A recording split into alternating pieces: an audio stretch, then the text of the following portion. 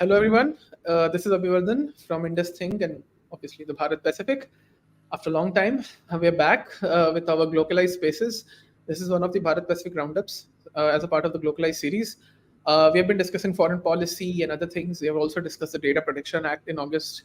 And now we thought, you know what, semiconductors are becoming an important part of discussion. It has always been, but, you know, as we see the updates in Dolera and other places in the country, I think semiconductors is something which is worth discussing. And for that, we have some amazing people with us, with obviously the great Aditya Jakki. So Aditya and I are hosting it, but this is Aditya's show, obviously. So we have Satvik and Arun. Both of them are respected in their own fields. Arun is known for discussing and contributing to aspects related to India's semiconductor discourse on crucial issues. And you can follow him on Twitter at the rate nano_Arun. His insights on India's semiconductor journey are worthwhile. His interesting discussion with Arihant, one of the best podcasters in India, Vad, was actually one of the best discussions on semiconductors. So, I guess you should watch it. And even his interactions in other places. So, and Satvik is a student in international relations and related aspects. So I must thank Satvik that, he prompted us on Twitter to have this discussion. X basically. So we are live on X, which is to say YouTube and this one, Twitter. So I hope this discussion will be enjoyable and great. So Aditya, I think we should begin. What do you think? Yeah, and I think you forgot to add in your description of Arun, quite brutal and honest. So Yeah, I yeah, should have. I should have, but yeah, yeah. because No I mean that's pampering, no sugar coating. So no sugarcoating. That's great to do. That's a yeah. great thing. So, It's important. before going, we get into specifics and everything. Arun, maybe I will start with the basic of the basic questions. Can you explain in like few minutes to our listeners or viewers why semiconductor is important and why they should care? And as a follow up to that, how does the basic semiconductor manufacturing process actually occur from the designing stage to actually the when it enters to the market? So, these two questions, please, Arun. Right. So thanks everyone, first of all, and apologies for not coming on the video, being kind of quite tired after a hot day here out in Kerala. Uh, so to answer the first question, in fact, for somebody like me, what is surprising is not the fact that India is hopefully finally getting a fab after 50, 60 years, but the fact that India did not have a fab for a commercial fab for 50, 60 years, because uh, the semiconductors or the chips made out of semiconductors or other components made out of semiconductors uh, has is one of the things that revolutionized the entire electronics world for a century. And the fact that we did not have a facility in India making it all these while, that we almost were completely unaware of this entire field, except for a few people who might have worked in some facilities like SCL Mohali or in academia, or of course those who have gone abroad for doing their higher studies or working for some of these companies outside. But within the Indian geography, this field was completely ignored or almost completely ignored for 5 to 6 decades, is the surprising fact. Because anything that you take, I mean, you said I am known to be brutal, so I'll start off with the brutality in terms of, let's say, what Minister Ashwini Vaishnav actually said on that day when the Dolera groundbreaking was happening. He said anything that turns on and off has semiconductors in it. That was a little too far-fetched. Not everything that turns on and off has semiconductors in it. Obviously your good old filament bulb turns on and off, does not have semiconductor in it. But anything electronics has semiconductor in it, or a semiconductor based chip or component or something in it. And so naturally it is such an important thing that India should have had. I mean, it's, if let's say rice is a staple diet for the people of India, semiconductors is a staple diet for anything electronics, right? So we were missing out on that for this entire 5 or 6 decades. So this is the bottom line of it. um, Now, before I get into how exactly these are made, I'll just mention a couple of sentences. As a country, it is our choice, and it is still our choice. If we, let's say, go by the Raghuram Rajan advisory of let us still not bother to make them in India, let us still keep importing them in India, let us still focus only on service level jobs and so on and so forth. But obviously, that is something that I cannot agree with personally, and I hope a lot of Indians have come to realize that that's not going to help us sustain for a long time. Service level jobs already you've seen started seeing decline in the IT jobs, so much layoffs and so on and so forth. And more important than that, strategically, it is always going to keep India as a slave. Literally, from until 47, if you were a slave from a political perspective, for right now, from a technology perspective, if you don't have the basic ability to make the semiconductor chips and the further electronics in India, you continue to remain a slave to whoever makes it. As simple as that. Now, it is now we have chosen, the government has chosen, it has bitten the bullet, decided that let us have semiconductor manufacturing in India, and so we are there, and hopefully we have made a beginning there. The process of manufacturing the semiconductor chips and what happens from the design and so on, I'll try to explain it in as simple a way as possible. uh, so just like Yeah, anything else, let's sorry to take. interject. Sorry to. That is what we also need. Simple, basically, so that everyone Right. understands. So let us say, let us take the example of making a house itself, right? Where do you start? So you start with first putting down how many bedrooms do you want, how many floors do you want. For example, is it a single storied building or a two-storied building? And then you come up with a plan, right? A floor plan, and then you find out your architects, or find out the people who actually build it, your contractors. So somewhat of a similar fashion, where you first decide what exactly is it that you want. What are the specification of the chip that you want? Is it a general purpose chip where you sort of program it and then make it to do something, or is it a very very specific chip? For example, what you often hear as the ASICs, right? So application specific chip. Does it need to have a little bit more power to do, let us say, graphic processing compared to something else? Should it be a very artificial intelligence specific chip, or general plain vanilla chip? So all of these is what you first start to think and decide. I mean, of course, I'm not talking about a person deciding it. I'm talking about various companies, right? Certain companies will focus on GPU, certain will focus on CPU, certain will focus on communication related chips, and so on and so forth. Now, once you have that, uh, well, really, from an engineering student perspective, or speaking of his language, you first convert this architectural sort of a diagram into, really speaking, a circuit level diagram. If you've gone through your basic first year or second year engineering, no matter in which field you are, I'm sure you would have seen some circuits with transistors, or resistors and capacitors and so on, mostly transistors. So these ones are, but then in this particular case, you are talking about, depending on the complexity of the chip, you're talking about anywhere between tens of thousands of transistors to lakhs to millions to billions, right? So this is what is a circuit level design. If you talk to semiconductor design engineers, again, I'm still talking about the circuit level. For example, our Minister of State Rajiv Chandrasekhar, the 3 years or so he spent in Intel, he most likely worked at that circuit level, where you talk about netlist and this and that, where you essentially checking for all the functionalities, whether your processor, your number of gates, your registers, memory, all of that are as per the specification, and so on and so forth. Now this is still all said and done an on paper diagram.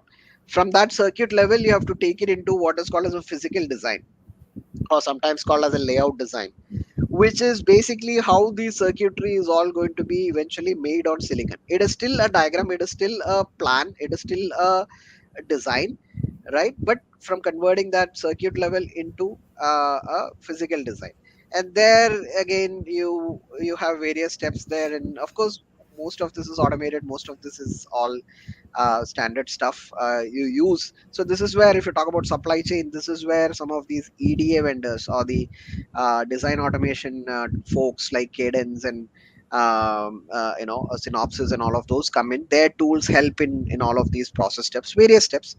And then from there, that is when you have, now let's take just a simple example. If you're talking about, let's say, a 22 nanometer or 28 nanometer chip, you probably have 60 to 70 to 80 levels that you need to process on a silicon wafer. By level, I'll just give you another simple example to try to make it make it clearer. So imagine you seeing an integrated circuit on IC. You finally have a black thing with maybe like 30 or 40 pins, right? Now you're basically connecting your billions of transistors down there to finally 40 or 50 or something like that pins.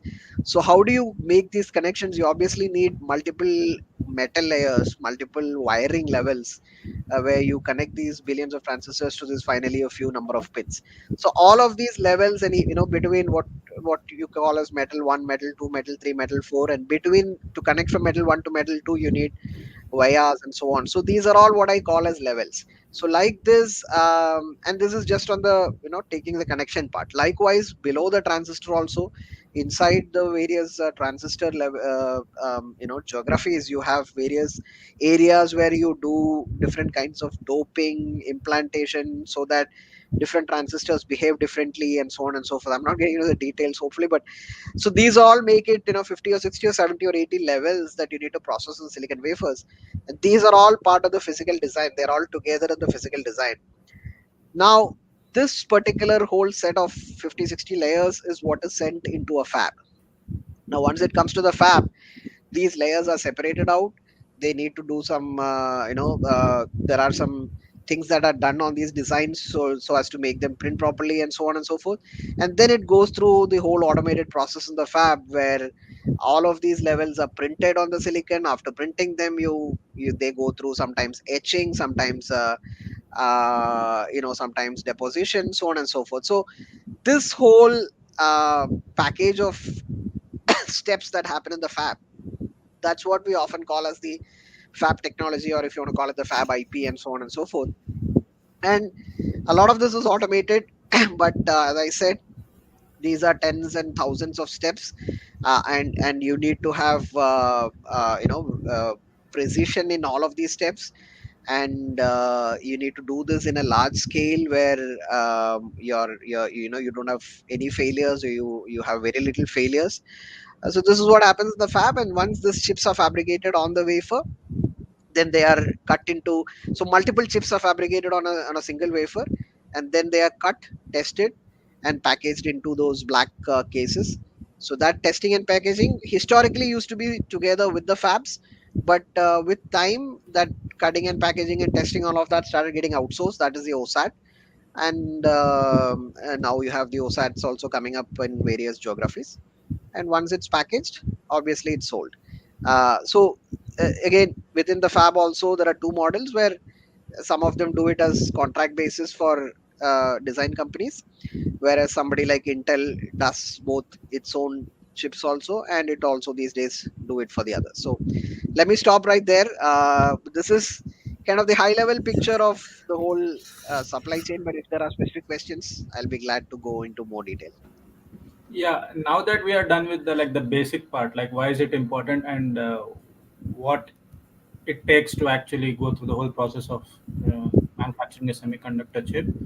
Now, I think let this session be divided into three parts. First would be like the what is the status of Indian semiconductor industry at the moment, what is the policy level, and what is the actual industrial practical on field and on ground level of our industry basically in terms of the policy.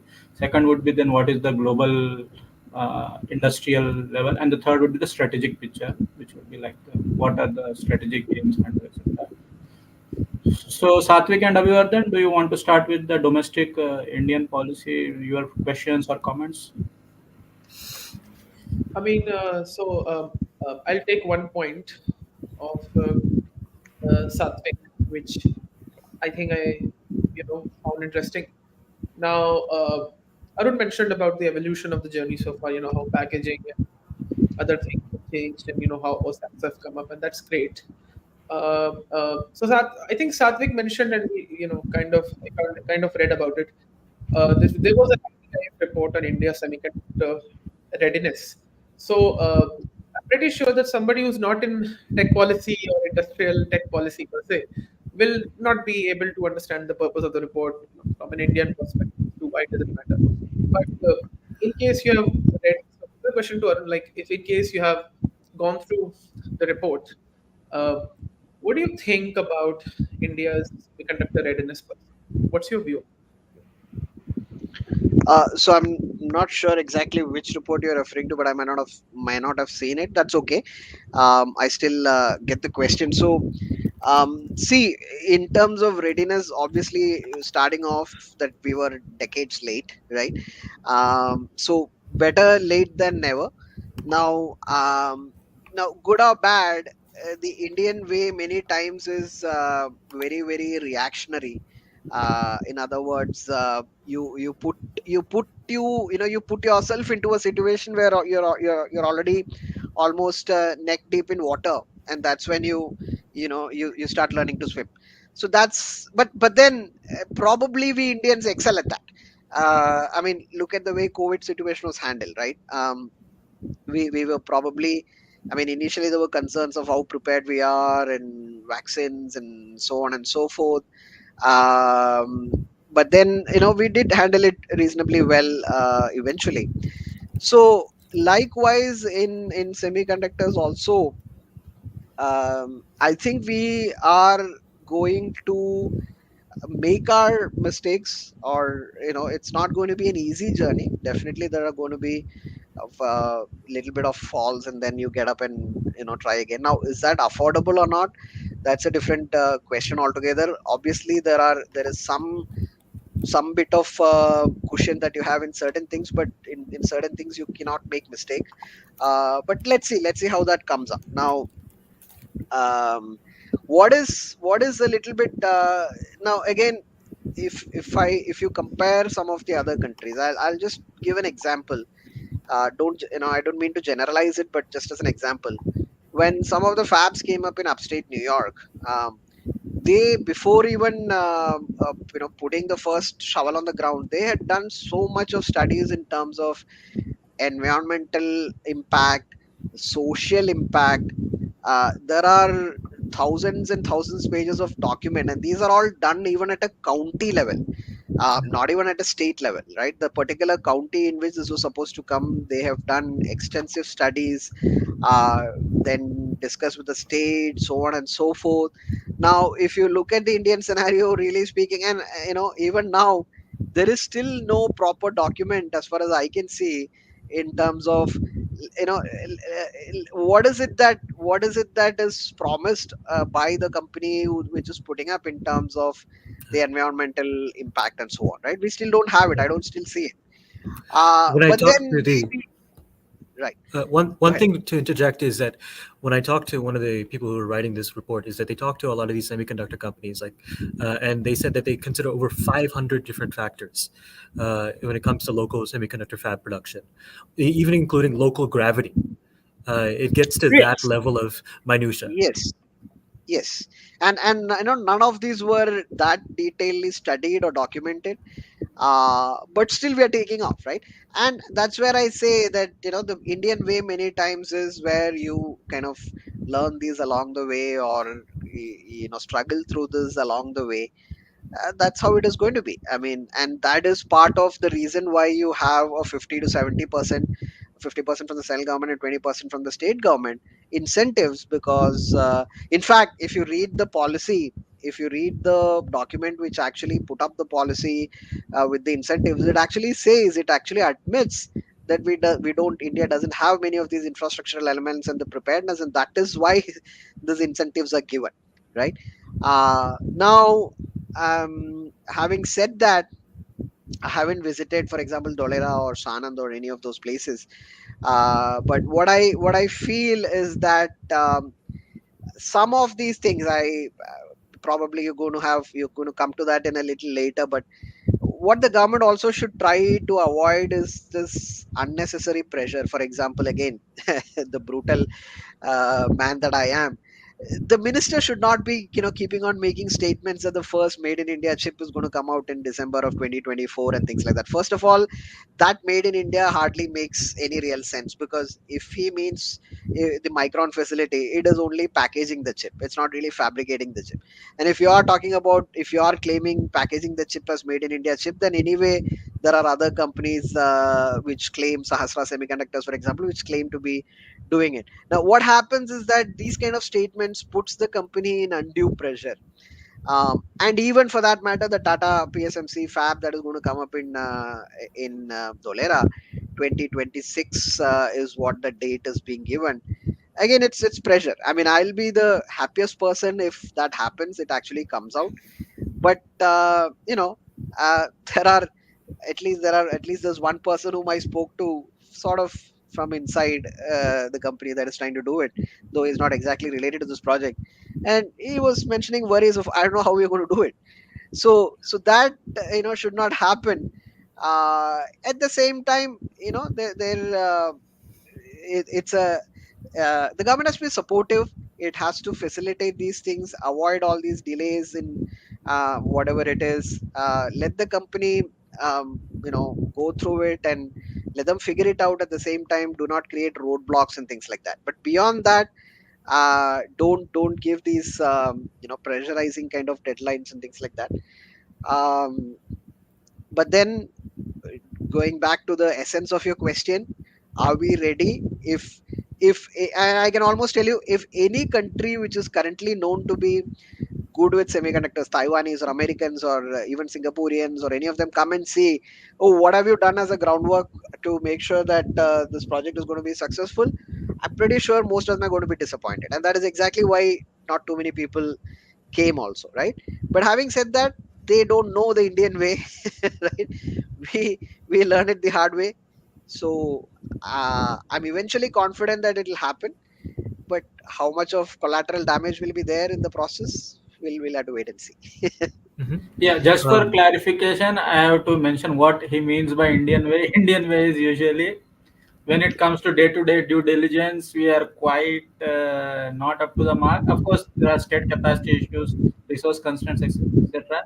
But however, when it becomes a mission mode or like a single point oriented project, something like that for a state or a prestige issue for the state, then somehow state comes together and fixes loopholes, jugad, and somehow makes it work. I don't think it works always, but it does work. It has certainly worked in some of the critical moments of our history. So, but I don't know how reliable that can be always, as Arun has said. yeah. So, in short, um, But yeah, so and to Satyam, add, continue. Yeah, yeah, yeah. Uh, before Satvik comes in, I'll just be very quick. I think, as Arun rightly said, the Indian way, and I don't think this relates to the Ministry of External Affairs India way. That's different. I'll keep at that as an intersection. But yeah, I think the problem is in industrial policy, it's very strange, right? Even in dev tech, I think I keep discussing with Krishnan on X. This is Twitter, very confusing names. And he says that in one department in defense technology, somebody is doing wonders. In another department, it's just getting delayed and nothing is happening. Even in railways, this is the thing. Even in the AI mission, like, two different ministries, different approaches. I don't wish to talk about the AI advisory. And again, then we have the AI mission, whose funds have been disclosed by the Ministry of Commerce, and I think it's a good plan. On other hand, we have a digital competition bill. So I don't know. I mean, it's a thing of proportions. It happens in that's why it's very, it does not have a sense of harmony, and I think it will take time how we get there. So yeah, I think Satvik, please. So I'd like to begin by just setting a framing. So a couple of years ago, so Japan got their TSMC plant approved by the government and by TSMC, and within a year, slightly over a year, they are ready to begin, and that required the great coordination between the local government, construction companies, the TSMC, and all kinds of private industry. This was a very concerted government, and Japan's highly efficient state bureaucracy is able to do this. Um, India is not in this, not even in the same league as Japan when it comes to this. We have a highly inefficient state bureaucracy. Our resource capacity is quite mixed. Semiconductors really need ultra pure water, rare gases, constant delivery of electricity. A lot of these states in India do not have such things. But we have seen a lot of these semiconductor plants choose Gujarat as a main hub. Is this, in your opinion, Arun, is this something that is mainly due to the government's push of a policy push, or has there been actual work on the ground to improve the resource inputs and the different kinds of requirements that a fab would really need? And if not, what really needs to be done? Yeah, so this question has often come up, and as I keep saying, I admit I haven't visited Dolera or any of those places. I've, in fact, probably not been to Gujarat itself, but hopefully one day.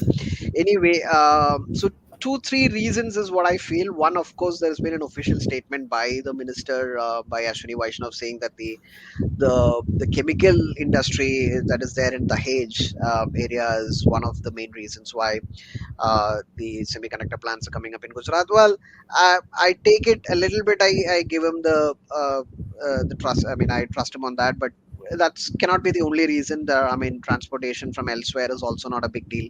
But then I take it as two, three other reasons also. One, of course, political stability, as in the same government continuing. So there's no worry of the state level policy being discontinued or anything. I mean, take the case of Karnataka, for example, right? Though the ISMC did not work out for other reasons, but the Karnataka government, the previous government had promised 25 or 20 or 25% incentives in the land in Mysore and so on and so forth. Now, the current government, they're not even talking about it. Of course, the fact is that proposal is probably no more valid even. But does the government, if there is another valid proposal, or for that matter, the existing tower proposal itself, if they still choose Karnataka or Mysore, is the current Karnataka government willing to give the 20-25% incentive? I doubt it, right? I mean, they've given so many freebies, they probably don't even have the money. So that worry is not there in Gujarat, at least for the next 5 years, maybe 10 years. Secondly, at least some people who visited, what they've told me is that some of the facilities, for example, we keep talking about water. First of all, no fab directly gets ultra pure water. I mean, whatever water resources available, they take it and they pure. I mean, it's not even, the technical term is not even purify; it's deionization. So you get deionized water. There are deionization plants that every fab will have. Now, apparently in the I mean, if any of you have visited, obviously you can correct me or add on to what I'm saying, but they have diverted the river, and they have created this artificial canal sort of a thing which goes into Dolera. I think they're promising about 150 mld, right, million liters per day of water in that whole facility, out of which the fab might need somewhere between 10 or 20 or maximum 30, if it is running in full capacity. So yes, once the fab is up and running, that is going to be the one of the main users of the water facility there. But it's still much within what the facility is actually promising. Whether they are already reached that promised amount or not, I don't know. But at least the canal is there. There are videos out there on YouTube which shows the canal and so on, with the water flowing in. um, so now compare that with, again I go back to the Mysore example, right? So all the promises were all there, and there was even announcement saying that Mysore land was chosen. Now this water has to come from the KRS dam, Krishnaraja Sagar dam, but there was absolutely no talk on how exactly that is going to be achieved. Are you going to put dedicated pipelines for that? No, nothing. So how will you be confident? Compare that with the Dolera, where already at least the canal is there. You probably just need to connect from the canal to your facility, and then of course deionize the water and so on and so forth. So likewise, there are also other common facilities, chemical treatment plants, wastewater treatment plants, which are all common facilities in Dolera, as far as I can see. Even on their website, they mention all of this. So this way, at least in the beginning, right? I mean, eventually the fab may need some of these facilities captive for them, because the amount of water being processed and amount of chemicals being processed might be huge, might not fit for the common facilitation center. But at least to begin with, you can always use these common facilitation center, right? Get up and running. So these are all the facilities which I think probably has made Dolera a much better choice. But having said that, whether that facility is also 100% ready, probably not. But you still have 2 or 3 years before the actual building of the fab will be built. So hopefully they'll address some of this, right? Right. So to add some context to the discussion, and take it a little bit from a sectoral point of view. I mean, you're absolutely right. If you have a specific industry use case, you will use a specific kind of semiconductors, right? For example, if you have to build a generative AI product or service, which is like you require a lot of GPUs, right? Because there are billion parameters and whatnot. And that's what, because I know, because I'm in the AI space, so I understand this. But when we look at the strategic considerations before we get into China or Taiwan, or maybe there are a few things which might be left. I have two questions. The first one is a little bit about certain other places where the potential could be tapped in. One obviously is that Assam and Gujarat are in the pipeline, and of the Karnataka government, you rightly mentioned that they have a funding crunch thanks to the freebies and whatsoever they have. And Dolera, as you said, it's still a work in progress, and I agree. Um, how's the thing going for West Uttar Pradesh per se, Delhi NCR, or those places? Is there any scope? Maybe you can answer this one, then I'll ask you the second question, if you can. Just to add to that, Arun, if you don't mind, just to add to that, can you also explain what's the difference between the recent spate of announcement, that the three announcements that were made, and the earlier Vedanta Foxconn adventure, which turned out to be a big disaster? So, what is the clear difference? So, what went wrong with the Vedanta, and why did the recent one turned out to be pretty satisfactory, if not like a completely blockbuster thing? But Yeah, I'll answer both. So, Uttar Pradesh, honestly, I don't know why the government, the UP government, probably didn't push too much. There were some of the followers that I have on Twitter who are from UP. They were quite hopeful that, okay, you are one of them. So hopeful that especially some defense corridor or something is there, right, across along that. The river banks and so on. So eventually something will come up there, and nothing happened.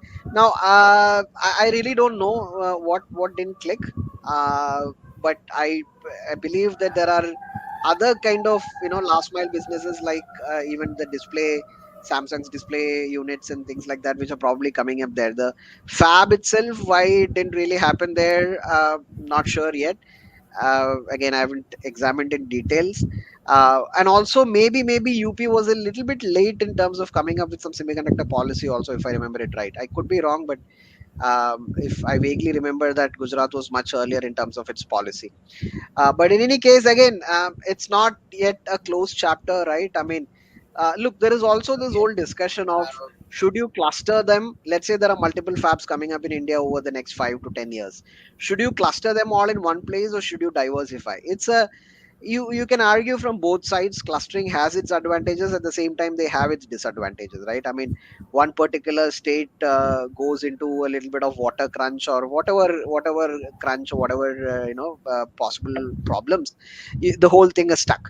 So that's the advantage of diversifying. And on top of that, and also in terms of the amount of money that the state has to put in, right? I mean, imagine this. Right now already Gujarat is funding 20% of Tata PSMC fab, another 20% of the Micron or ATMP. I mean, how many more are you talking about, right? Do they have the money for another three or four, just to give the subsidies? Maybe start diversifying into some other state. So that the other argument. So Yeah. these things, we have to wait and see how these play out for UP or for other things. Assam, it was a good choice because again, from the perspective of diversification as well as Northeast being given due importance. So Wha- hopefully that will take off good. Now Yeah, coming one, to the one second state that part. I heard. Oh yeah, Sure. one state that I heard was that a lot of people are overlooking is Odisha. Odisha has been Yeah. actually doing some really interesting things when it comes to their power grid and their water and their water infrastructure that a lot of companies should be looking into. Yeah, and the same argument of the Dahej having chemical industry was pointed out by somebody saying if that's the argument, then Odisha should also gain from their ports and nearity to the ports and things like that. So let's see. Hopefully, we'll see some things come up there also in the near future. Now the second part of it, Vedanta, Foxconn. See, the fundamental issue or the point here is that the policy also, the government of India's policy also demands that whoever is applying for the incentive should either be directly experienced running a fab of that particular technology that you're applying for, or you should have a partner, or in the least you should have a production grade license from somebody who is doing this in large scale, the same technology large scale elsewhere. And Vedanta, Foxconn simply didn't have it. The unfortunate part was that it took like this 2 years or almost 1.5 years of back and forth. First, Vedanta claiming that Foxconn has the technology, and then obviously turning out that, or people like us pointing out that no, Foxconn doesn't have it. Foxconn is a different kind of company. Whatever little fabs they have is a completely different type of fabs. And then the my own understanding is that the government lost a lot of time in arguing whether our research and development kind of facility like IMEC can provide the technology, can that be counted as a production grade license. I mean, this is the funny part, right? On in the policy you put that you need to have production grade license, but then you don't yourself know what exactly is a production grade license mean, right? And you lose 6 months, 7 months arguing within yourself whether this qualifies or that qualifies.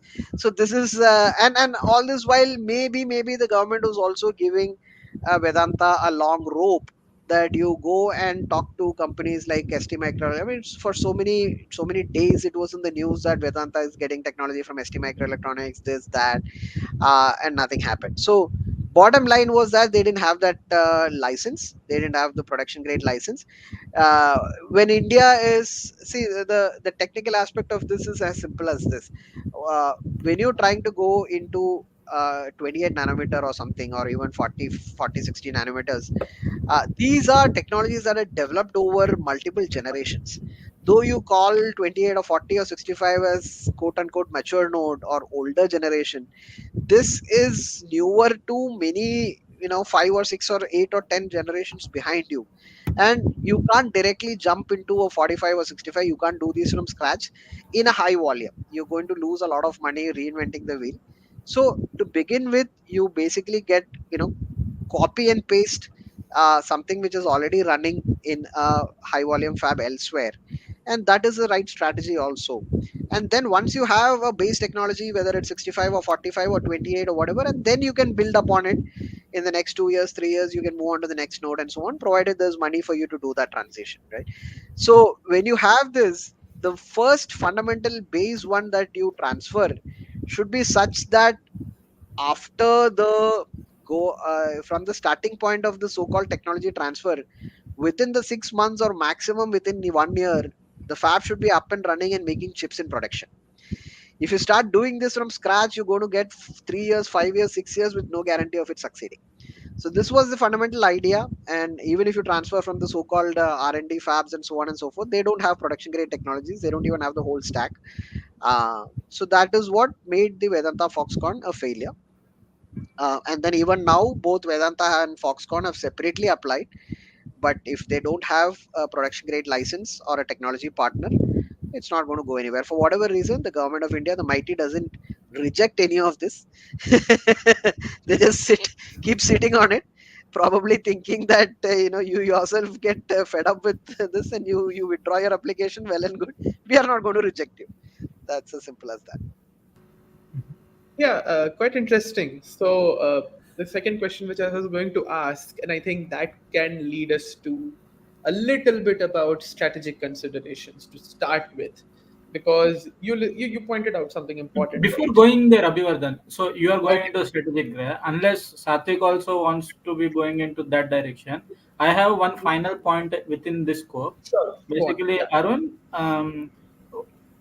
one, how reliable is the government's assurance that we are actually going to do 28 nanometer thing in the current round of announcements? And two,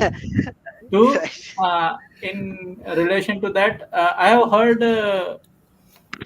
I think it's Pranay Kotasthane, or I am not sure if someone else at the moment. The money is Pranay is Yeah, arguing of like the the money amount part. of subsidies India is giving is proportionally way higher than the other countries are giving for the same level of work, is what I heard. Is it true? Like, Right. Yeah. So I'll quickly answer both.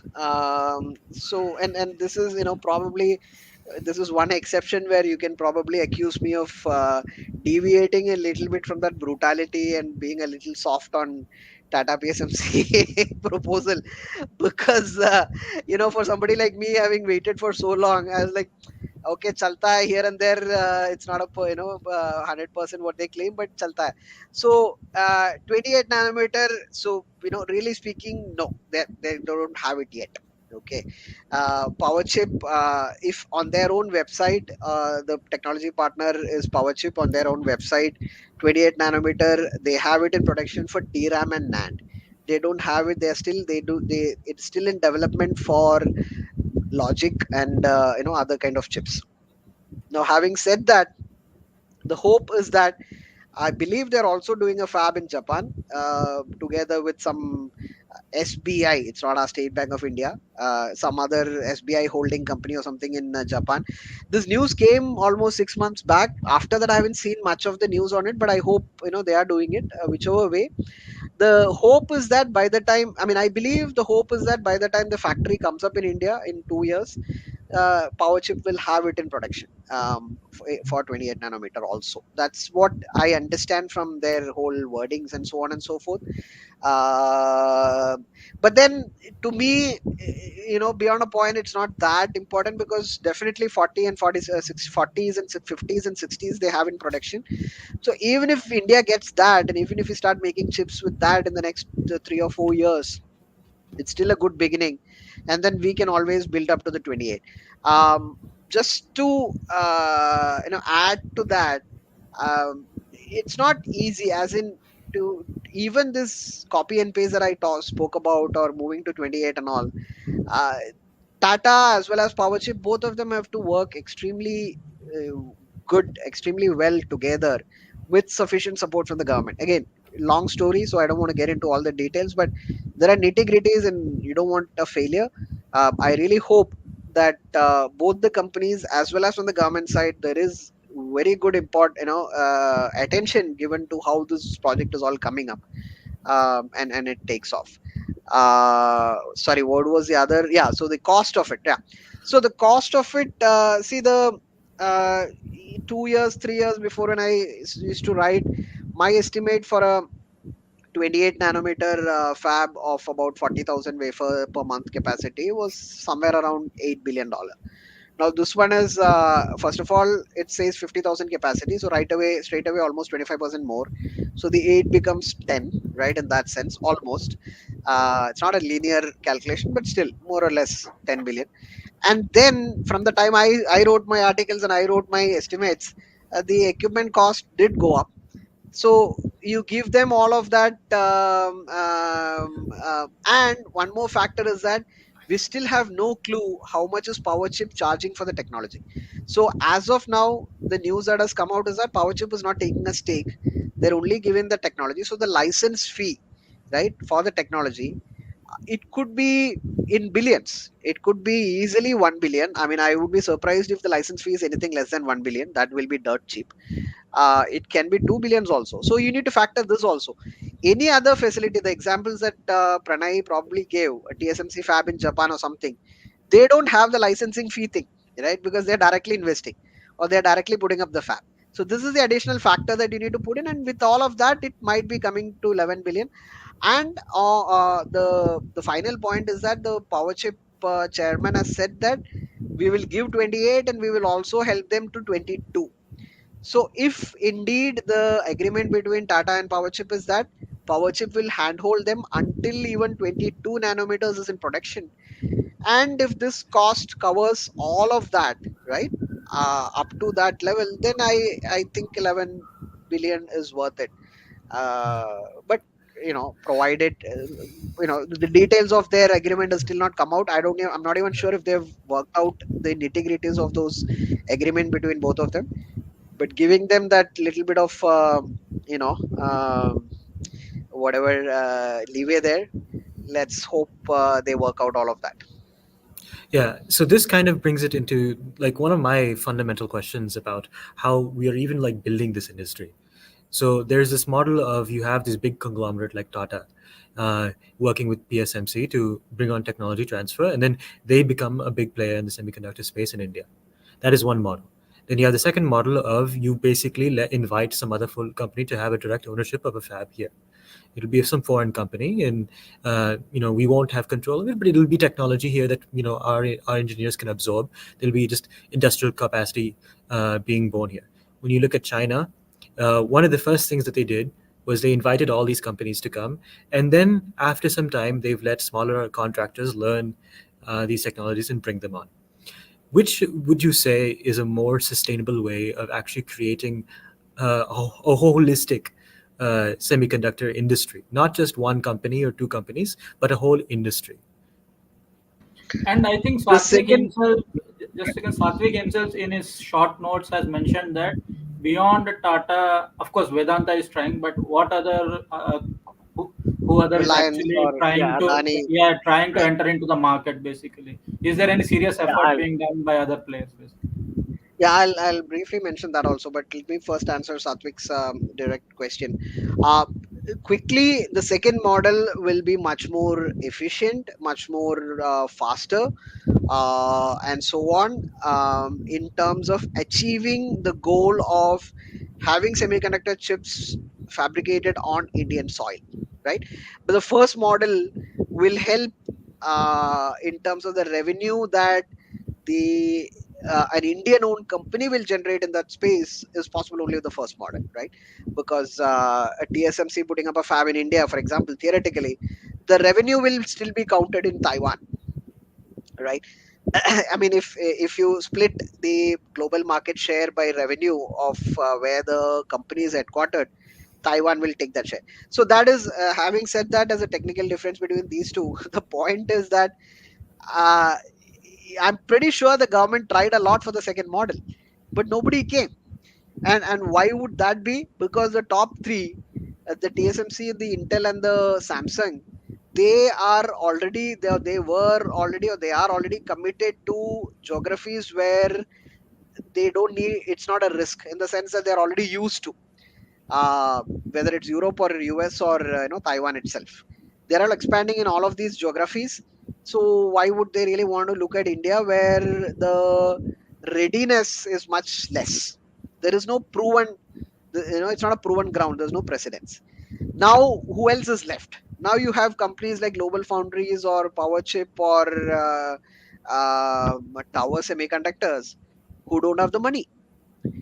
Even the 30% of investment that you have to take yourself, and the rest 70% the government will give, these companies don't have that kind of free cash flow.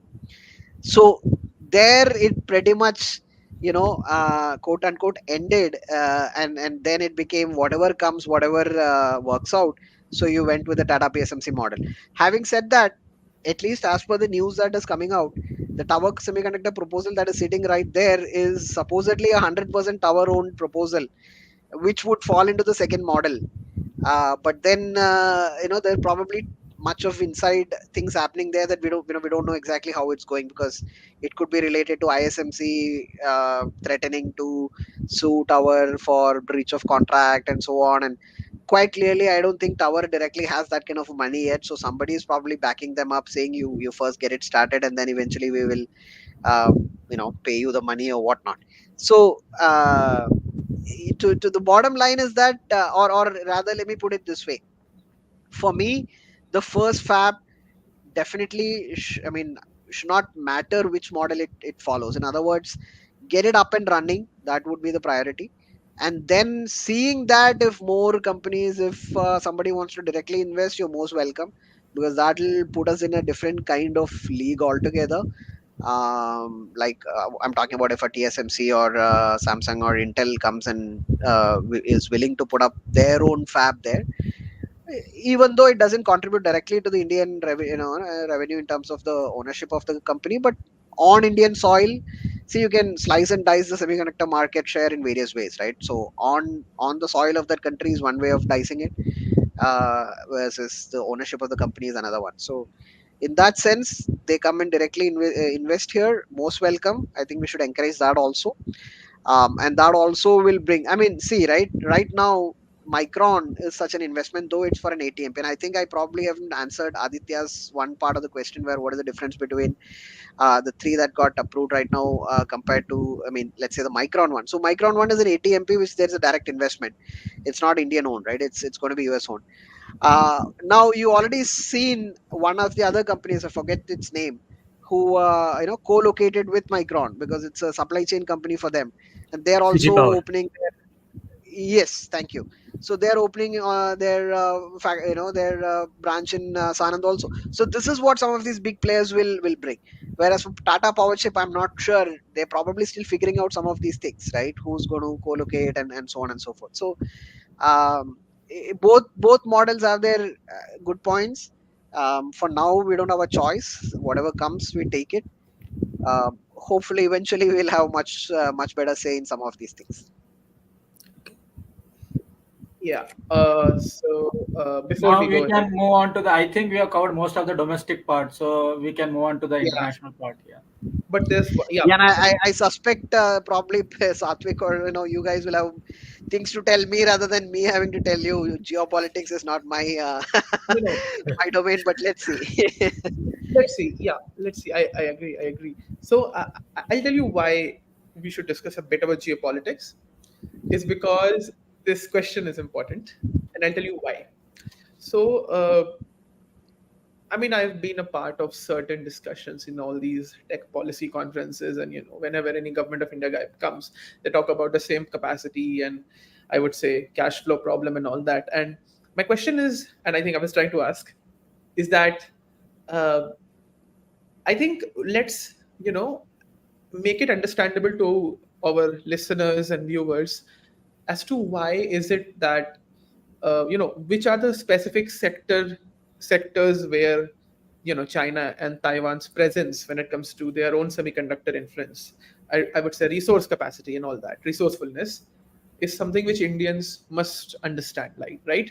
Because this is, I think, a critical thing. The thing which I understand And is that for that matter, even US and Japan. What are the areas they actually excel in, and what yeah, are the areas actually at the moment US or Japan are lagging behind Taiwan or China, for instance? yeah, And because how come Japan get to do the current opening of new plant very quickly, and how come US is lagging so behind its objectives? Like, and still it ends up recently subsidizing Intel even before it starts the TSMC plant. So it's all messed up. So that's why, like, Mhm. yeah, Wow. because as I understand, I think consumers, automotive electronics, when it comes to EVs and autonomous driving, because EVs are becoming important for India. Uh, you know, News keeps coming up. Indians have discovered lithium, iron, when it comes to ores and all. Telecom is obviously a component. I remember an interview Minister Vaishnav had, and he said that we have built some capacity when it comes to telecom related technological components. So how does it affect that part? Because for China, that's what I understand. For Taiwan, I think it's more about advanced chip manufacturing. They are very good at R&D and foundry. So yeah. So what do you think? And I think maybe a little bit on the skill part, because the reason geopolitics matters is because this will affect our own economic capacities, right? If our IT firms and all those places, how they are going to manage the funnel, will our people who are going to be in this sector in future, will they be helped? Will our students in IIT, will they be helped? How will this go on? So I think that's where I think the geoeconomics and geopolitics matters. Bit strategic part, I think. We think you might be able to add, but so up to you, please. Right. So in terms of who's strong in what I would recommend is the Semiconductor Industry Association of USA, or they're probably based out of USA. Maybe multiple countries members are there, but they bring out what they call as a state of the industry report every year. State of the semiconductor industry. So you should probably look at just search for it. The latest is 2023 or so report with data from 2022 or something like that. But there they don't have that chart. But the previous reports, 2019, 2020, 2021, and so on, there they have a nice chart which shows the various segments of the semiconductor supply chain. For example, starting with the IP itself, to the tool makers, to the other suppliers like chemicals and gas and so on, to design. And within design itself they have split it into logic, memory, and analog sort of split. And then it comes to wafer fabrication, packaging. And for in each of these segments, what is the percentage of strength of every country, especially US, China, Japan, South Korea, Taiwan, and so on, and others. I mean, there's the last others bucket also. And then overall they've made a, and for each of these segments they give specific percentage of value addition in the whole supply chain, and accordingly you have the final value addition. So over there what you will notice is that US is still very strong in the design space. Design as in the what can we call as a fabless. Okay, thank you for thank you for showing that. I don't know which year report this is, but 2023 may not have that. Yeah, 2023 may not have that chart. I'll see if I can quickly find the older one. But I keep tweeting. I can. Never mind. One of the recent tweets I have it. So now design as in fabless, right? So all these your Nvidias and the Qualcomms and the AMDs, right? These are all US. So there it's very still, still very strong. Why the US has especially become worried is that the actual wafer fabrication percentage has gone down in US. It has gone down in Europe also. I think Europe has reached about 11% or something. US has reached about 9% or something. Taiwan used to be pretty strong there, but then China started picking up, and now it's very interesting. The 2019 or so report showed China has 16% of global wafer fabrication, and this I would assume is what happens on the China soil, right? These are not necessarily companies' ownership of China, but if Intel fabricates in China, that's also counted as China. And Taiwan had something like 21 or something. Now, over 2-3 years, now these guys show that China has even overtaken Taiwan. China has shown at 21% global wafer fabrication, and Taiwan has shown at 19% or something. I strongly suspect that this has an element of scaremongering from the Semiconductor Industry Association to the US government to extract money, the chips money, right? But leaving that aside, there's no, it's still uh, true that China has grown a lot in terms of the wafer fabrication over there. But it doesn't mean that they have a monopoly or anything like that. Japan is strong in various other aspects, and I think as you were rightly pointing out, there are various kinds of chips also, right? So China focused a little bit more on the mature node chips, partly because of their inability to do some of the advanced node chips and so on.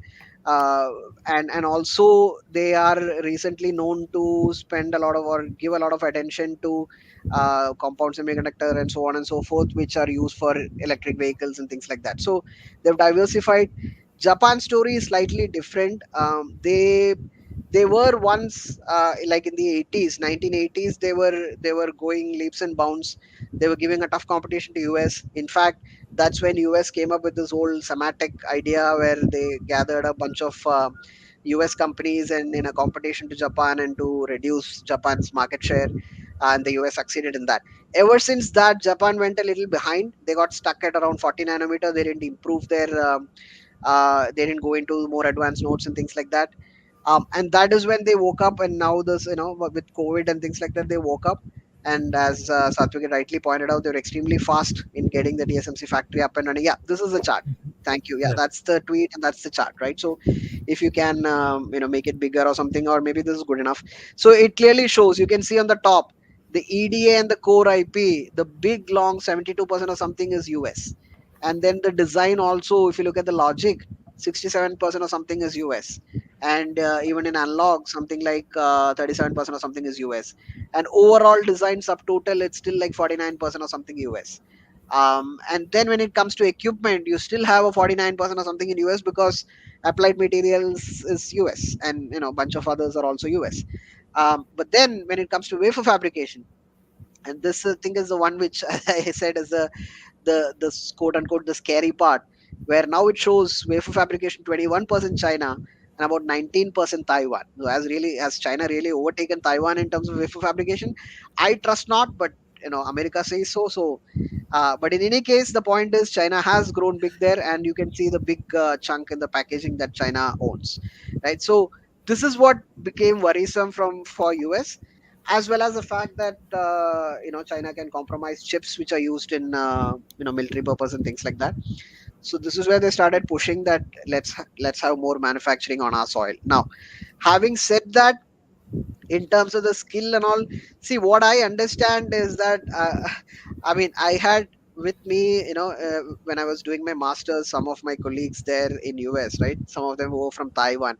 They hardly cared about what is their job situation in US after their masters. They were like, we'll go back to Taiwan and we are assured of a job there in semiconductor industry. So the kind of engineering students, whatever you learn, you do chemical in India, right? Chemical engineer, mechanical engineer, all of them ending up in software industry. I think there's a similar situation in Taiwan, right? Whatever engineer you are, you end up in something to do with semiconductor industry is probably what Taiwan is. So that's a different story altogether. We cannot replicate that, or we don't want to replicate that also. Or for that matter, we may not necessarily want to replicate exactly the Chinese model of too many factories and brute force, pump money, and make chips more than what the world needs. That kind of scenario, we have to take somewhere a middle path. Again, I go back to that the Indian way. I think in general, Indians are very good learners.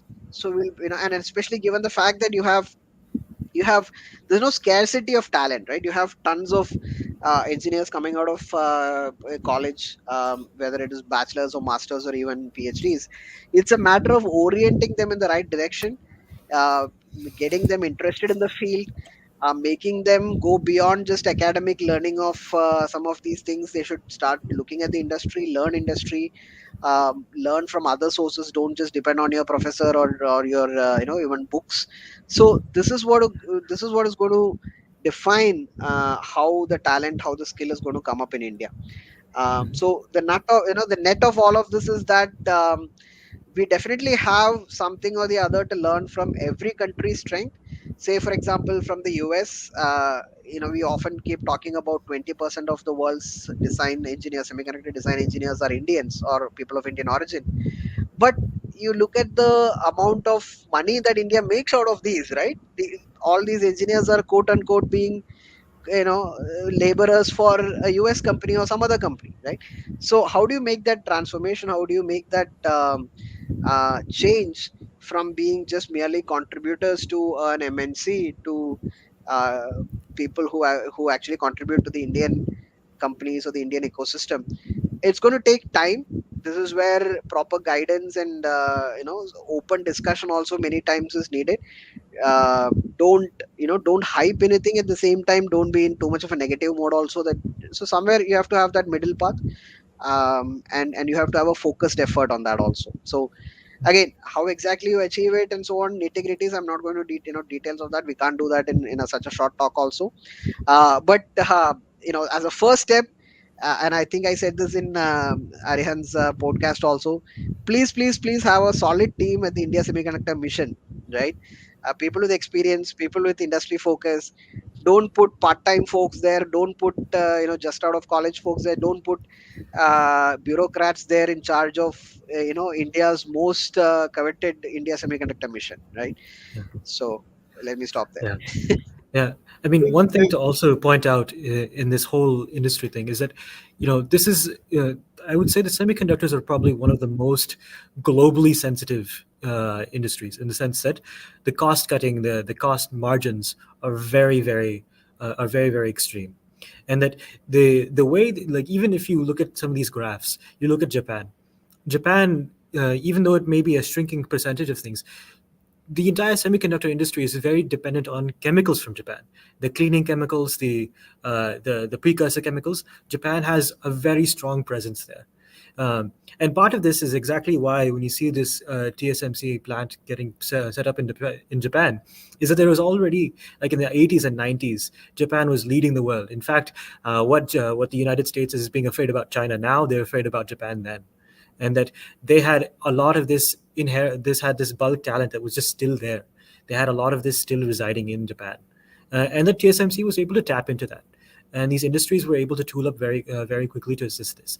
India is in a very different position right now because it has missed that entire thing. This needs to be built up from the ground, and when we talk about this kind of talent, we see recently, MITI announced the Future Labs effort to get industry to cooperate with the IITs, especially IIT Delhi. But I think that one mistake that Indians really make when they point to these institutions is that they point to some IIT, IISc, or some other institution. This is not where the bulk of Indian engineering talent really gets made. Really, bulk of engineering talent happen at state colleges, state universities. These things need to be the ones that are really operationalized. One of the best universities in China when it comes to engineering is Harbin Institute of Technology.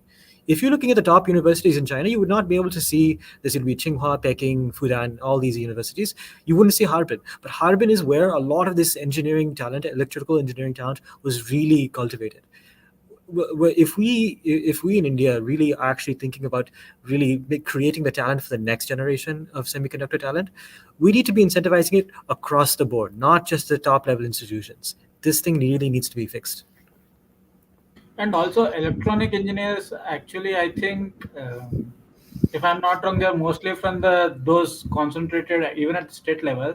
The courses offered are mostly, again, of those 2 3 states only, like Tamil Nadu, Hyderabad, like Telangana and Karnataka, etc. Most of the non-state courses offered at the national level, that is what is diversified, if I'm not wrong. Uh, as far as the state colleges go, the electronics option is very much concentrated for the large part, if I'm not wrong. Yeah. So yeah, just Please. so to be a bit quote unquote fair to MITI, I believe they've said 104 institutes or something, which in theory at least are spread across India. But then these are also mostly focused on design. I mean, basic ideas that you give EDA for free, or and then you ask little projects, BTech projects, masters projects, come up with some product ideas, and come up with the design for that and things like that. Well and good, but then to really get into uh, both in terms of real products from the design perspective as well as the fab talent, you need much more focused efforts. You need much more participation from the industry, and as rightly pointed out, you need this across the board in India, not just a couple of IITs and things like that.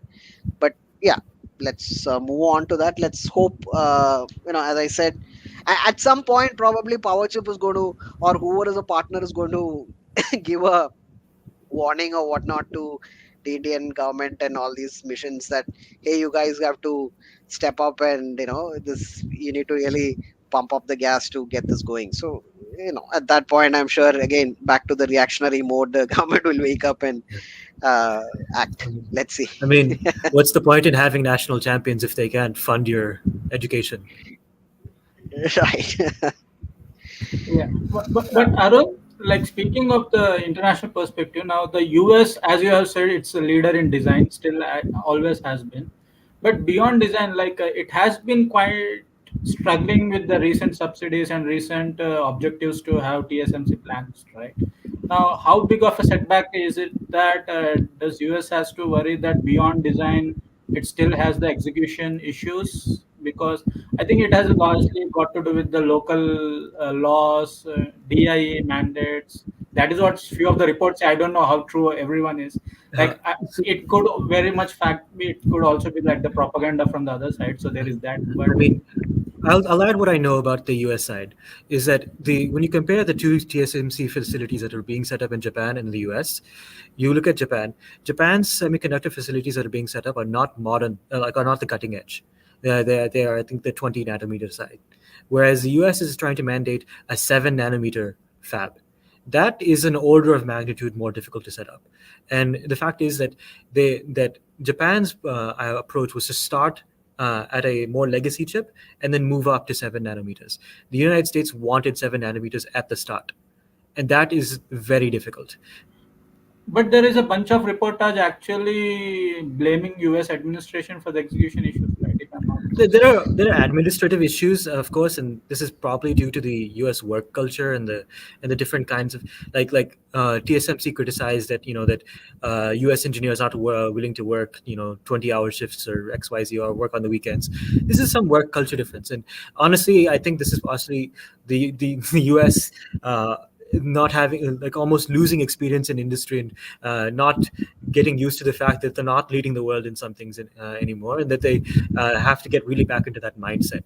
That you look at South Korea. I think if you look back at that memory, the chart, South Korea I think has like 70% of the world's memory manufacturing, and you look at average South Korean work culture, it's insane. And the way that they came from poverty to the state that they are now, it really required the grinding of their workforce, and that has really you see that there's a workforce just cultural difference, and the US just has to adapt to this. Yeah, absolutely. That the work culture difference is pretty big. Intel is a different story. It's not really a foundry culture. Till so far they were bound by only their internal deadlines, whereas foundry is external facing. You are going to be under pressure from external, fabless customers deadlines. So that needs a completely different mindset and completely different culture of work culture, and these guys, TSMC, have mastered it. And they are not getting that kind of labor force that they look for from the US or from among the US citizens, right? So they have to now get a lot of their workforce from Taiwan or elsewhere. um, and yes, how exactly is the US handling some of these from administrative point of view and policy point of view? uh, as an outsider, as somebody looking at it from far, many times many things are confusing to me also. I mean, I've even sometimes wondered how could the so-called world's biggest technological power have messed it up so bad. But at the same time, I'm pretty sure they will work around it and they will eventually get it right. So it could be, those things could be transitional, as in they will probably eventually stabilize. But how exactly the TSMC work culture, or the how are they going to manage it? Building is one thing, getting it up and running is one thing, but then managing it in the long term is also another thing, right? So these are things that we'll have to wait and watch how it all turns out. I mean, for all maybe eventually, I'm not talking about 5 years, but 10 years, 15 years, for all the TSMC facility they're building right now could be taken over by a US company. So you never know. Yep. So So I guess yeah, yes. you know, Okay, please. I, I, yeah, no, I no, I had a was just couple of gonna. more questions because we are running out of time, but yeah. I know, but yeah, I think we can encapsulate that into one question if you want. That's what I was gonna ask Yeah, you. yeah, I was basically going to ask from the strategic perspective, how much of this actually, like we have discussed TSMC cooperation with Japan, US, and I think all of this is a part of as an effort of Chips for Alliance mandate, right? Basically, that is where everything began. So where does the South Korea figure in all this? Because it is also part of this, and I have not been hearing much about the activities of South Korea in this. And second, why is NVIDIA being so buzzing at the moment compared to other semiconductor industries? Because I'm not an insider, right? So I would like to know why one company has got the limelight compared to the other, and why is it gaining so much on stocks? Is it some kind of a new technology they figured it out, new design? I have no idea, but Arun would be knowing. And Especially coming when back to the yeah. last part, coming back to the again strategic part to the domestic part, do you think the recent efforts of bringing PSMC and Tata thing was directly coordinated by PMO as against by Ashwini Vaishnav? Because few reports said that this was a PMO-led initiative strategically with directly with the Taiwanese ministries. So, Yeah, I'll answer the last question first. Yeah, I would tend to believe that it was somebody much beyond mighty who was involved. I'll just leave it at that. Whether it was directly PMO, or I mean, it's not just the PMO, right? The government has other important people also. And I think there was a brief mention of an MEA there. So put connect the dots together as to who probably is a common factor between a PMO and an MEA, and all of that. So I would tend to believe that it's somewhere at that level that it happened. But anyway, it beyond a point, it doesn't matter. It's India. We've done it, and we've gotten it, and let's hope that we make the best use out of it. uh, the previous question of Nvidia. So I mean, it's every it's just that, I mean, I'm not a design person, or I'm not even a person who can talk about the CPU capabilities and the GPU capabilities and compare a so and so chip with a so and so chip. But looking at it as a general knowledge, or a person who has a very indirect connection to that world of the actual design and the product, um, it's many times it's certain kind of abilities that the chip has. In this particular case, the AI ability and so on and so forth, that makes it click, right? And it's just that, I mean, let me put it in a slightly different example, through a different example. um, you know Intel, again going back to that, it was a leader when laptops and personal computers were the thing of the day, right? But they completely missed out on the mobile revolution. So it was somebody else coming up and taking the grabbing that space of the mobile revolution. Be it Apple, or even for that matter Qualcomm, right? A lot of the smartphones have Qualcomm made chips, and so that was a time when Qualcomm went up. Now it's the time for all these data centers with AI capacity, AI powered or AI specific chips, and so on and so forth. And so among the top five design companies, right? Qualcomm, Broadcom, Nvidia, MediaTek, AMD. If you take these five, these are typically the ones, one of them going up, one of them going down, and these guys just probably captured that opportunity, and it really shot up. So that's the way I see it. Whether it's long term sustainable, whether the others will catch up or not. And by the way, these five are not the only one. I just spoke about the five biggest fabulous companies. These days, it's not just fabulous companies that get into these spaces, right? I mean, you have the all kinds of Amazons, and everybody wants to get into some of these things. I mean, OpenAI, all kinds of people wanting to get into the space. So we don't know what is in future, who's going to be the winner, or and there's no one perpetual winner. There is, but there are winners for a certain period of time, and then somebody else comes up with other ideas, and so on and so forth. So this is the way I take it. Right now they are on an upward, or a bull run, if you want to call it that way. Where is it going to stabilize it? I don't know. Maybe until up until the time when somebody else gives them an equivalently capable chip, and so on and so forth. We'll see. What was your first question before you brought up the Nvidia question, Aditya? You had a Yeah, the first question was basically the TSMC initiative for US and Japan was under, basically it was thought through, basically Chips for Alliance initiative between Taiwan, Japan, US, and oh, South where Korea. is South Korea? Yeah, where is Yeah, South yeah. Korea fitting all Where of it? is South Yeah, Korea? It is missing from the headlines. That's what I was saying. right. So it's a strange situation again. Maybe you guys and Satvik and all can explain how the geopolitics works out between the US. Where, see, the answer might lie in where does South Korea fit in the US China war, right? I mean, technology war. It's like, for what I understand, is that for South Korea, China is like, there's a saying in Malayalam that it is too sweet that you don't want to spit it out, but it is also too sour that you don't want to swallow it. So it's some kind of that situation. They don't want to get out of China. They don't want to ditch China. It's a big market. Some of their South Korean Samsungs and SK Hynix fabs the memory superpower that South Korea is there. Some of the facilities are there in China, so they are bound by that. At the same time, they cannot antagonize US, because if US really pushes, they can stop the equipment supply to the SK Hynix and Samsung facilities that are in China. Moreover, Samsung is, and not just Samsung, both of them are also looking towards chips money in US.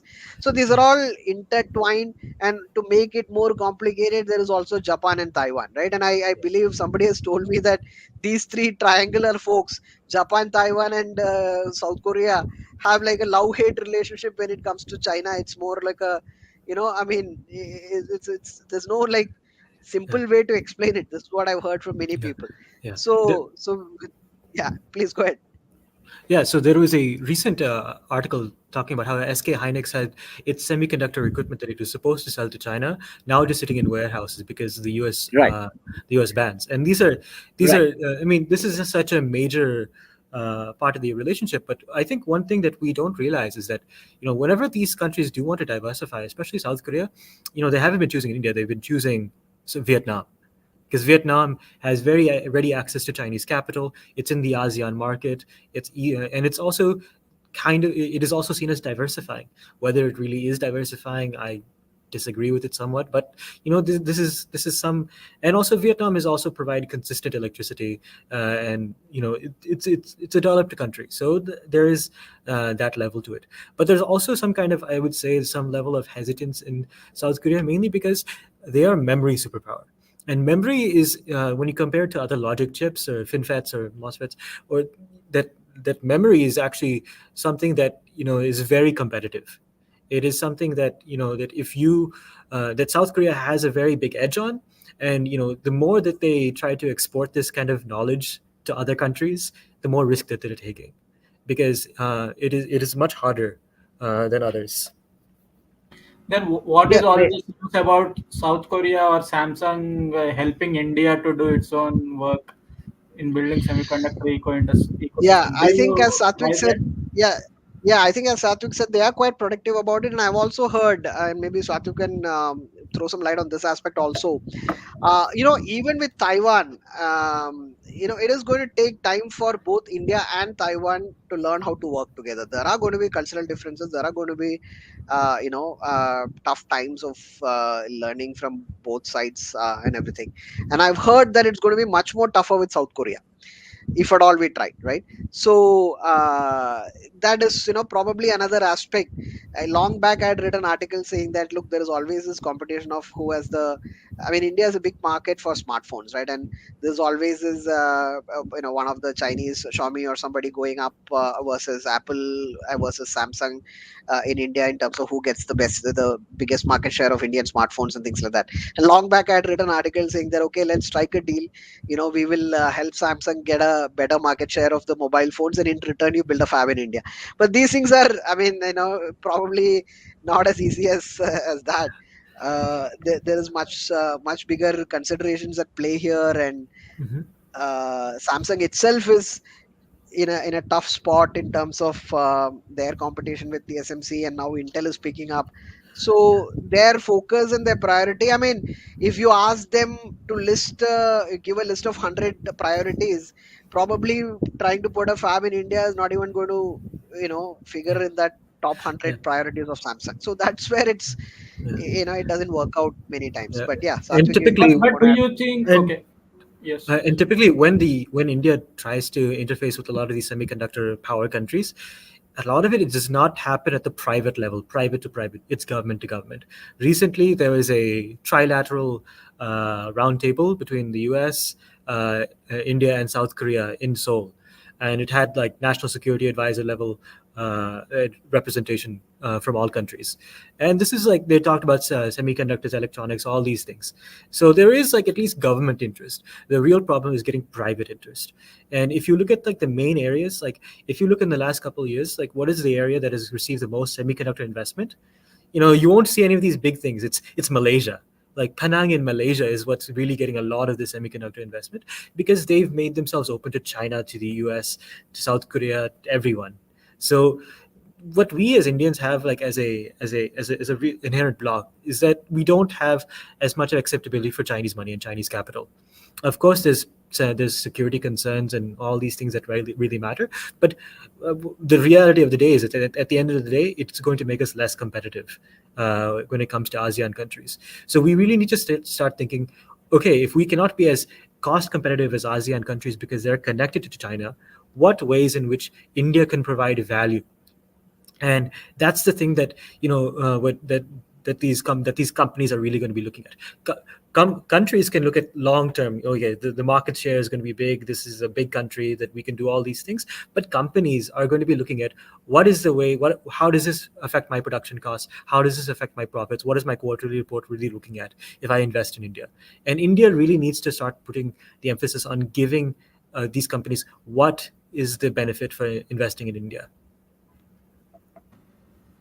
Yep, absolutely. I mean, if they can capture X amount of market share in India without really sitting in India and making it in India, you need to go that extra mile, whatever that you're offering to come set up a shop in India, right? So that's the bottom line. Yeah. So, do you think Samsung will do its bit in India?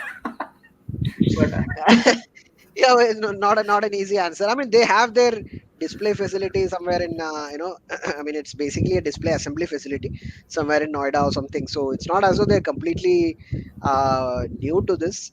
But fab in India, I mean, from Samsung, I would say not in the next, not in this decade. I mean, beyond 2030, we'll see, and much of it oh, depends not on. in this decade. Wow. I mean, I mean, I wish I'm wrong, right? But I really see it tough that Samsung will put up a fab in India with before 2030. But let's see. All said and done, you never know. A few things, a few changes here and there. They, for whatever reason they get kicked out of China or something. Then yes, they will. But I don't see that happen as of now. But we'll see. And a lot of this is also that US has not been clear on this, right? I mean, they on the one hand they block China, on the other hand they said okay fine, Samsung can still get its equipment in China. So they've and let's, if maybe end also with this question, all having said all this, cooperation, quad cooperation, or India, US wants to consider India as a or whatever, looking towards India and all.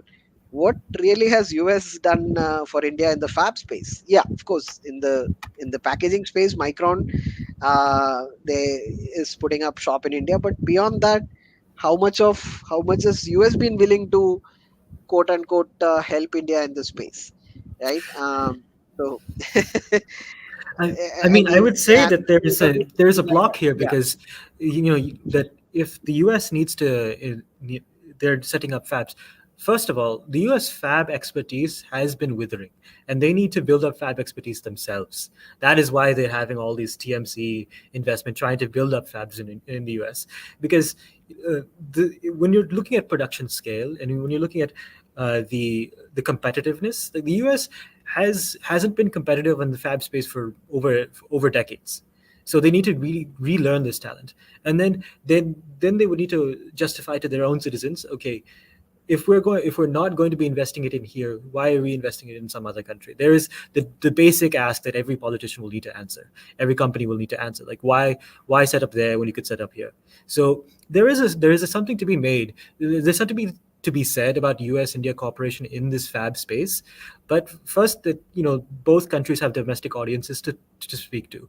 And if this will need some high level coordination, if not from the governments, but at least from the companies themselves. The companies need to coordinate, because when you look at Taiwan, when you look at Japan, a lot of these semiconductor companies have long standing relationships with suppliers, with construction companies. They have understandings. They have an ideal way of, they know how to create the supply chain. So when it comes to the US and India, they really need to coordinate on this front. Yeah. yeah. I don't have And any just more to questions just to on my end. I don't have any more yeah, questions on my end. Abhivardhan and Satvik, maybe. Aditya, just to go back on one more point, right? I mean, again, as I said, I wish Samsung puts up a fab within the next 7 years or even earlier than that. But sometimes it also happens that the topmost in the particular space, right, might not, but you have to tap the second or the third. So maybe, especially what is with what's happening with SK Hynix in China and the US pressure and all, perhaps SK Hynix stands a slightly better chance in the memory fab space to put up a shop in India compared to Samsung.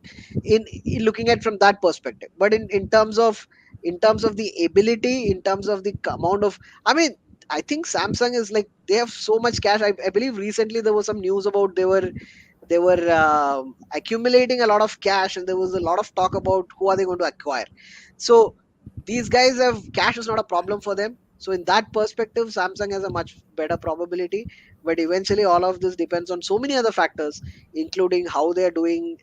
It's right now an upcycle for memory, but then it just coming out of a pretty bad down cycle 1 or 2 years back. So many of these considerations, and it's not an easy answer. From India side, we should keep trying. Let's not stop at one. Let's not overdo it also, but at the same time, let's not just stop at one. We definitely need two or three and a little bit variety. Like the power chip one, Tata power chip one is most likely going to be focused more on, as the name suggests, power chips, high voltage chips, and so on. We do need a tower like fab which can focus more on the communication analog chips kind of space. Eventually we need somebody who can focus more on the logic and more advanced nodes, which maybe the Tata, one of these fabs itself, can move to the more advanced nodes eventually. And we do eventually also need memory kind of fabs. So at least three or four or five have scope within the next decade or so. So let's keep trying. We never know which one will click or not. Yeah, and hopefully it's not too late until then. But Abhi, Satvik, I am done with the questions on my end. Please, you both want to wrap it up with any other questions? Well, to be very fair, I think I'm also kind of done because a lot of things that I was going to ask, I think Arun has already addressed. So I'll be honest. But I think Yeah. the takeaway which I like the most is that Samsung might not be able to do it until 2030, but let's see. Yeah. A lot could be hoped. If it were a news medium, that would have been the headline, not the rest of the discussion. So, I mean, No, no, yeah, no. I didn't. I didn't say it as a Yeah. quotable quote. I just said it. See, sometimes you say things where deep within your heart you hope that what I'm saying eventually turns out to be wrong, right? So it's Yeah. one such yeah, statement where I don't want to put my hope for the next 7 years or Yeah. next 6 years, right? Yeah. But if I it agree. happens, right, I great. mean, I guess there's like one thing that I'd want to say to the whole space, the whole tech space in India, is that do not celebrate until there is a chip being made in India. That is when you get to celebrate. Don't celebrate before. Absolutely. Absolutely. And chip being fabricated and made in India, not the Ashwini Vaishnav packaged and made in India. Sorry to say that, but yeah. If somebody is listening, please listen. But anyways, Yeah, fabricate, package, and that's real made in India chips. I mean, even if it's designed also and owned in India, great. That's even the next step. But at least fabricate the chip in India in high volume and then claim that we have made it in India. hmm, Anyways, yeah. Anyways, yeah, I think it's so then Arun, I think then if Satvik and Abhivardhan doesn't have anything else to add, that was a really, really solid 1.5 year, like it was a jam-packed discussion. We pretty yeah. much covered all the major bases Most from of it. definition and the basics of semiconductor industry to the world implications, etc., etc. So that was a pretty 360 degrees holistic discussion. And Abhivardhan, yeah, and can you inform the listeners and viewers where can they actually sure, listen to sure. this? Sure. And one thing to add, I think we have been properly doing the YouTube live on StreamYard.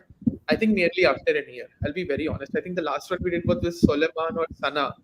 But I think this one is like literally after a year, and we really are thankful to the viewers and listeners who came live. Around 200 plus. Thank you so much. There will be more in who'll be being watching this, but thank you so much for your love and support. May we have these discussions on various aspects. And yeah, I think it was a great discussion. So everyone can go to bharatpacific.com on Spotify. You can also search the Bharat Pacific on YouTube since you're on YouTube. So yeah, go there, Spotify, YouTube, and our website, and yeah, find out what we discuss a lot of things apart from geopolitics, of course. So yeah, it's been fun. Yeah, thank you. if you can wait for 1 minute, I think Abhi, can you end the live part first? Sure, sure, And by the sure, way, sure. thank you guys, thank you all. We need much more people in getting. We need to first get a lot of people interested in this whole topic, and then Yeah, out of that, some will pick it up, and some will go much ahead, and some will hopefully become real leaders in the space a few decades down the line.